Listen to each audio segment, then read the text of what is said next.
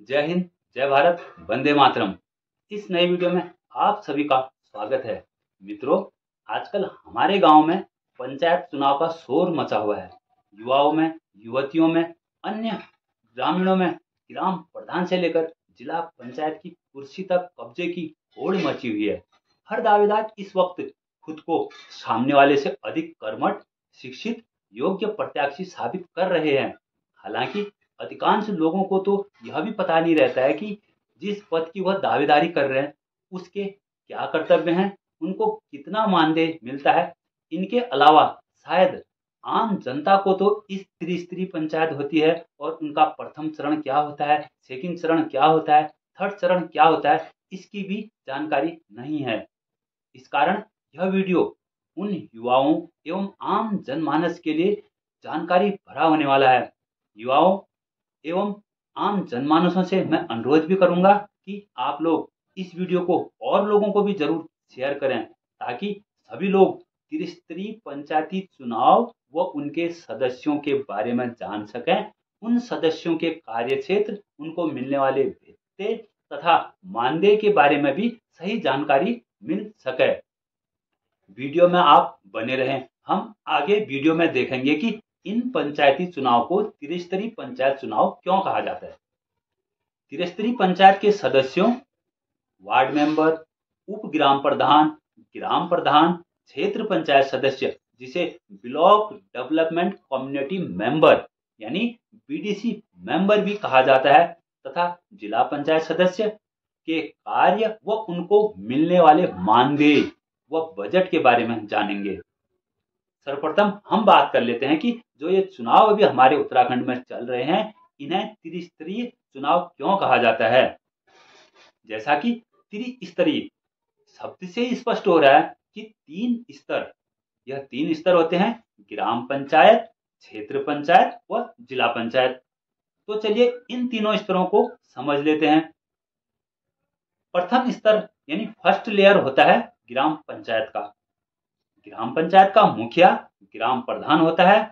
इसके अंतर्गत पूरी ग्राम सभा होती है।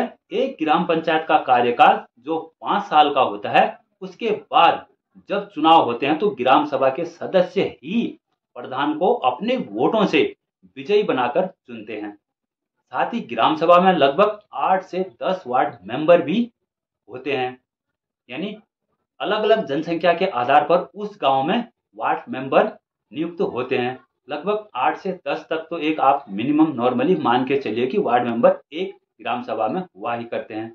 और ये जो वार्ड मेंबर चुने हुए होते हैं वही लोग अपने में से ही अधिक समर्थन वाले व्यक्ति को, अर्थात जिस कैंडिडेट के पास जो वार्ड मेंबर होता है, जिस वार्ड मेंबर के पास अधिक से अधिक वार्ड मेंबरों का समर्थन होगा वही ग्राम सभा का उप प्रधान बन जाता है। तो ये वार्ड मेंबरों द्वारा ही उप प्रधान का चुनाव भी होता है।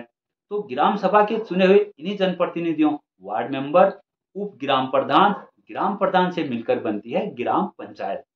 और उसी ग्राम पंचायत को कहा जाता है पंचायती चुनाव का प्रथम स्तर यानी फर्स्ट लेयर। अब मैं वीडियो में आगे बात कर लेता हूं पंचायत स्तर के सदस्यों के कार्य, उनको मिलने वाले मानदेय तथा बजट के बारे में। वैसे आप समझ ही गए होंगे कि पहले स्तर पर ग्राम पंचायत में वार्ड मेंबर से लेके पंचायत सेक्रेटरी तक की चयन बनी हुई होती है। वार्ड मेंबर ग्राम पंचायत का सबसे पहला जनप्रतिनिधि वार्ड मेंबर ही होता है, जो कि एक चुना हुआ व्यक्ति होता है और वार्ड के विकास हेतु वह उत्तरदायी भी रहता है। इन्हें पंचायत का पंच भी कहा जाता है। इसके लिए भी यानी वार्ड मेंबर बनने के लिए भी नामांकन, जांच, मतदान परिणाम तथा चुनाव प्रणाली अपनानी पड़ती है। वार्ड मेंबरों को लगभग 500 रुपये मानदेय प्रति माह तथा 200 रुपये जो त्रैमासिक बैठक पंचायत की होती है उसका भत्ता भी वार्ड मेंबर को मिलता है। जो एक ग्राम सभा के वार्ड मेंबर होते हैं वही लोग उप प्रधान का भी चयन कराया करते हैं। यह आपने पहले भी वीडियो में जान लिया है।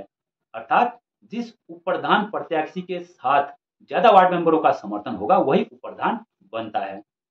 उप ग्राम प्रधान के कार्य, उनको मिलने वाले मानदेय, भत्ते व उनकी जिम्मेदारियों को बताने से पहले मैं आप लोगों को ये बता देना चाहता हूँ कि उप ग्राम प्रधान, ब्लॉक प्रमुख, जिला पंचायत अध्यक्ष, इन तीनों का चयन यानी चुनाव त्रिस्तरीय पंचायत चुनाव समाप्त होने के बाद में अलग प्रणाली द्वारा होता है। उसके बारे में भी मैं फिर वीडियो बनाकर आपको बताऊंगा। तो चलिए अब हम जानते हैं कि उप ग्राम प्रधान के कार्य तथा उनको मिलने वाले मानदेय के बारे में। उप ग्राम प्रधान को ग्राम प्रधान की अनुपस्थिति में उनके सभी कार्य करने होते हैं। ग्राम पंचायत के सामान्य कार्यों के साथ साथ उनमें सहयोग करने के अलावा ग्राम प्रधान को ग्राम पंचायत के सामान्य या विशेष प्रस्तावों द्वारा निर्देशित कार्यों को करना तथा ग्राम पंचायत के विकास कार्यों में सहयोग और डीएम, सीडीओ व जिला पंचायत राज अधिकारी यानी जिसे जिला पंचायत सेक्रेटरी हम आम भाषा में कहा करते हैं के बताए गए कार्यों को कराना इनका प्रमुख कार्य होता है। किसका? उप ग्राम प्रधान का। उप ग्राम प्रधान को प्रत्येक माह का लगभग 1500 रुपये मानदेय के रूप में मिलता है। दोस्तों अब हम जान लेते हैं ग्राम पंचायत के मुखिया यानी ग्राम प्रधान के कार्य, मिलने वाले मानदेय तथा सालाना बजट। तो ग्राम प्रधान गांव का मुखिया भी कहलाता है। इस कारण उसका कर्तव्य ग्राम सभा की बैठकों की अध्यक्षता कर प्रस्तावों को लागू कराना, गांव में स्वच्छता बनाना, सड़क, जल, शिक्षा, स्वास्थ्य व्यवस्थाएं कराना, गांव में खेलकूद, सांस्कृतिक गतिविधियों, रोजगार के बढ़ावा हेतु कार्य करना तथा राज्य और केंद्र सरकार की कल्याणकारी योजनाएं को गांव में कार्यान्वित करवाना प्रमुख कार्य किसके होते हैं? ग्राम प्रधान के होते हैं। साथ ही मनरेगा के अंतर्गत ग्राम सभा के प्रत्येक योग्य श्रमिक को 100 दिन का रोजगार दिलाना भी ग्राम प्रधान का मुख्य कार्य होता है। इन्हीं कार्यों के जिम्मेदारी को पूरा करने हेतु ग्राम प्रधान को लगभग 3500 रुपये प्रति माह का मानदेय व 10 से 20 लाख तक का सालाना बजट भी ग्राम प्रधान को दिया जाता है।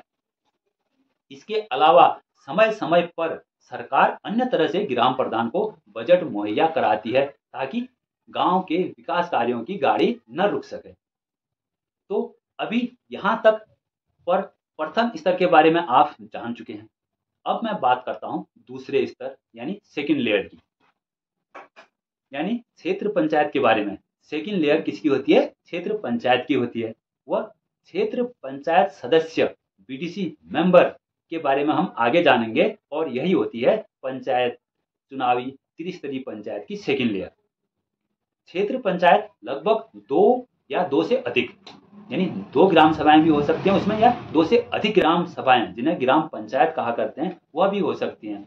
ऐसी ग्राम सभाओं से मिलकर बनती है क्षेत्र पंचायत, जिसमें कई गांव होते हैं। क्षेत्र पंचायत जो है ब्लॉक के अंतर्गत कार्य करती है, यानी इनका लिंक कहाँ से रहता है? ब्लॉक तक।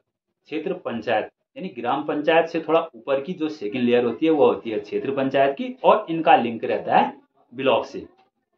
एक क्षेत्र पंचायत यानी ब्लॉक डेवलपमेंट कम्युनिटी मेंबर, जिसे हम आम भाषा में बीडीसी मेंबर कहा करते हैं, वह चुना जाता है। उसके बाद यही बीडीसी मेंबर क्षेत्र पंचायत सदस्य एक विशेष प्रक्रिया द्वारा ब्लॉक प्रमुख का चयन भी किया करते हैं, जो कि ब्लॉक लेवल पर क्रियान्वित रहते हैं। क्षेत्र पंचायत से चुने हुए इन जनप्रतिनिधियों को निम्न प्रमुख कार्य करने होते हैं, यानी जो जिस क्षेत्र के क्षेत्र पंचायत होंगे उन्हें अपने क्षेत्र के लिए कुछ कार्य करने होते हैं, जैसे कि क्षेत्र पंचायतों की बैठकों में भाग लेकर वहां पर चर्चा करना। इस चीज की चर्चा पंचायत की ओर से पारित प्रस्तावों को लागू कराने हेतु, और उनमें सहयोग भी करना होता है। स्वास्थ्य, शिक्षा और सामाजिक कल्याण की योजनाओं को लागू कराना और क्षेत्र की समस्याओं तथा आवश्यकताओं की पहचान कर, यानी जिसके क्षेत्र में जो समस्याएं हैं, जो भी वहां पर दिक्कतें आ रही हैं, उनके समाधान करना इसका काम होता है, क्षेत्र पंचायत का काम होता है। हालांकि क्षेत्र पंचायत सदस्य को कोई भी मासिक मानदेय नहीं मिलता है, परंतु जब भी त्रैमासिक बैठक होती है जो ब्लॉक में आयोजित होती है, उसमें आने जाने हेतु उसे 700 रुपये प्रति बैठक का भत्ता मिला करता है, त्रैमासिक बैठक का। इन्हीं क्षेत्र पंचायत सदस्यों द्वारा चुने हुए ब्लॉक प्रमुख को 6000 रुपये का प्रत्येक माह का मानदेय व 10,000 रुपये वाहन भत्ता तथा ब्लॉक के विकास कार्यों को करवाने हेतु अलग से बजट किसको मिलता है? इनके द्वारा चुने हुए ब्लॉक प्रमुख को मिलता है। तो यही स्तर जो होता है क्षेत्र पंचायत का, यानी क्षेत्र पंचायत सदस्य से ब्लॉक प्रमुख तक व ब्लॉक में बैठने वाले बीडीओ, ब्लॉक के अधिकारी तक की जो चयन होती है, यही पंचायत का दूसरा स्तर यानी सेकंड लेयर कहा जाता है। अब वीडियो में हम बात करते हैं तीसरे स्तर यानी थर्ड लेयर की, जो जिला पंचायत की होती है। जिला पंचायत कई क्षेत्र पंचायतों से मिलकर बनाई जाती है, जिसका मुख्य उद्देश्य क्या होता है कि जिला स्तर से गांव में शिक्षा, स्वास्थ्य, परिवहन आदि अन्य कल्याणकारी योजनाओं पर कार्य करके विकास किया जा सके। इसके साथ ही जिला पंचायत सदस्यों को गरीबी उन्मूलन, ग्रामीण रोजगार और महिला सशक्तिकरण कार्यक्रमों को क्रियान्वयन में सहयोग करना तथा आपदा की स्थिति में राहत कार्यों में योगदान करना, प्रभावितों की मदद करना व जिला परिषद की ओर से सौंपे गए कार्यों को करना जिला पंचायत सदस्य का दायित्व होता है। हालांकि जिला पंचायत सदस्य को कोई भी मासिक अथवा अन्य सालाना मानदेय नहीं मिलता है, सिवाय 1500 रुपये जो जिला पंचायत की त्रैमासिक बैठक होती है उस पर उसे 1500 रुपये का भत्ता मिला करता है। जिला पंचायत सदस्यों द्वारा जो जिला पंचायत अध्यक्ष चुना जाता है उसको भी जो है कि 15,000 रुपये मासिक मानदेय मिलता है। साथ ही गाड़ी का भत्ता तथा एक गार्ड गनर के रूप में उसे दिया जाता है। और जिला पंचायत में जो जिला पंचायत का उपाध्यक्ष होता है उसे भी 5,000 रुपये प्रति माह का मानदेय मिलता है। तो इस तरह से जिला पंचायत त्रिस्तरीय पंचायत चुनाव का तीसरा स्तर थर्ड लेयर होती है। कौन होती है? जिला पंचायत।